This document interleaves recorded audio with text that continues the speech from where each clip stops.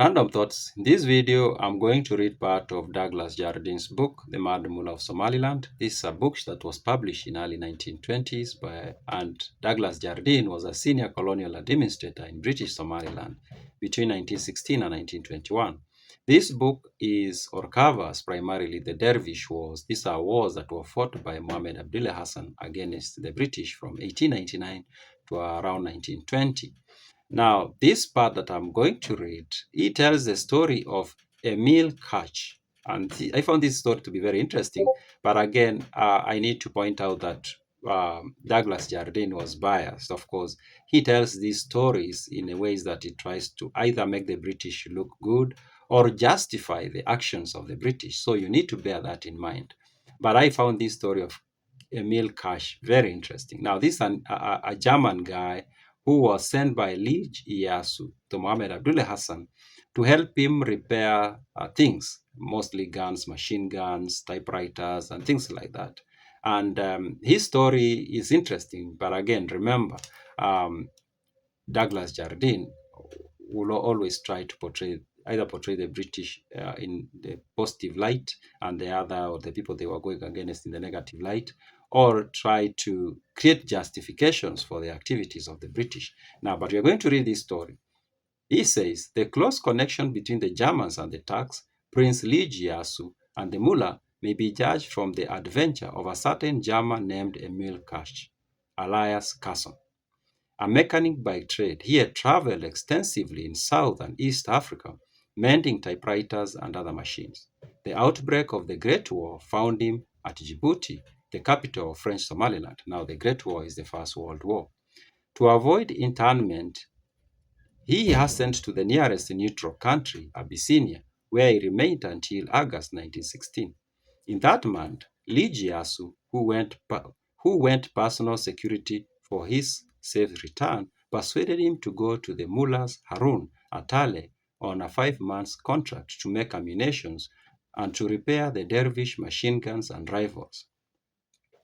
Whether or not he realized the foolhardy nature of his enterprise, we shall never know.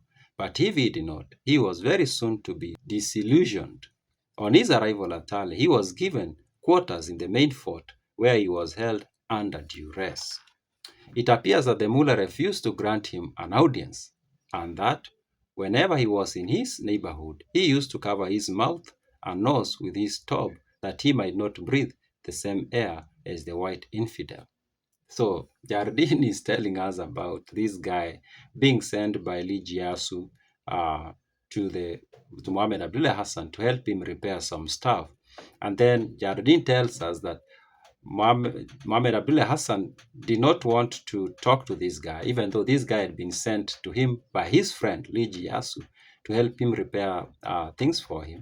And it create this, or he tells us about him covering his nose and mouth so that he does not breathe the same air as the white infidel. This seems to me is an overdone description. We don't know what actually happened, but how did Douglas Jardine know about this? And how can we trust him that he's going to betray this interaction in a way that is not showing Mohammed Abdullah Hassan in the negative light? You get what I'm trying to say. He continues, without delay, Cash was set to work mending rifles and manufacturing ammunitions, and he received no actual ill treatment until his savage masters demanded that he should perform impossibilities, manufacture rifles without material, and plant and mend Maxim guns without component parts.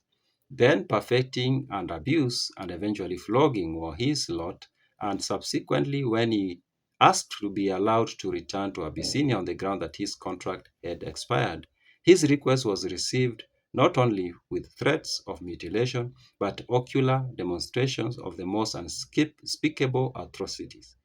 Thus, his last few months at Ale were all but intolerable, and frequently he contemplated, of course, offing himself. Now,